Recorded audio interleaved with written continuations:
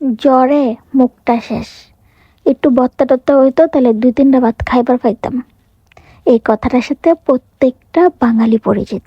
আসসালামু আলাইকুম, আশা করি সবাই অনেক বেশি ভালো আছেন। চলে আসলাম আজকে আপনাদের সাথে শেয়ার করতে গরুর মাংসের ভর্তার রেসিপি। একটু ভিন্নভাবে করেছি, তাই শেয়ার করতে চলে আসলাম আপনাদের সাথে। শুরুতে আমি 3 থেকে 4টি মাংসের টুকরোকে ব্লেন্ড করে নিয়েছি কিমা করে। চাইলে আপনারা এখানে সরাসরি কিমাটাও ব্যবহার করতে পারেন।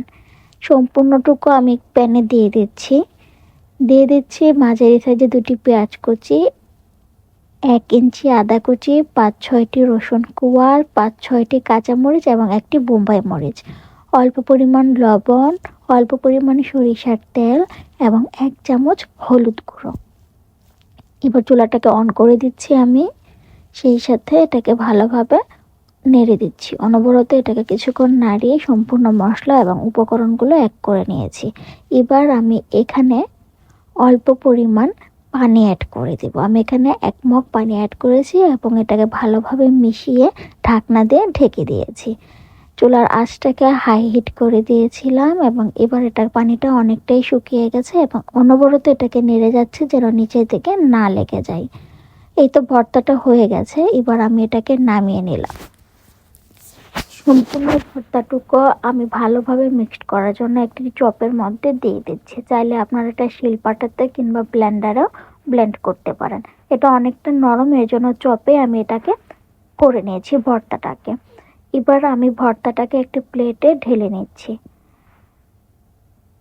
আসলে ভর্তাটা দেখতে অনেকটা বেশি অন্য কোনো এক ভর্তার মতো মনে হচ্ছে। দেখে মনেই হচ্ছে না এটা যে কোনো মাংসের ভর্তা। আপনাদের কি এমন মনে হয়েছে কিনা বলবেন কিন্তু। সাথে অ্যাড করে দিলাম একটু সরিষার তেল এবং লবণটা আমি চেক করে নিয়েছিলাম, লবণটা কম হয়েছিল, এর জন্য আর একটু লবণ অ্যাড করে দিলাম।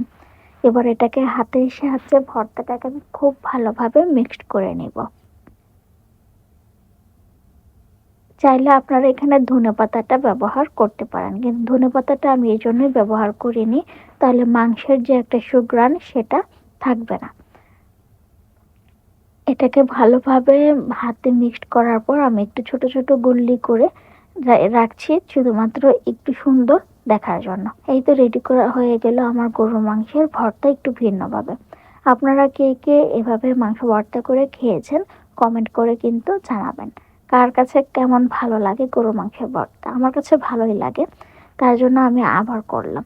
আপনাদের কাছে যদি ভিডিওটি ভালো লেগে থাকে অবশ্যই লাইক কমেন্ট শেয়ার, সেই সাথে আমার চ্যানেলটি সাবস্ক্রাইব করে দিবেন। সবাই অনেক বেশি ভালো থাকবেন। আল্লাহ হাফেজ।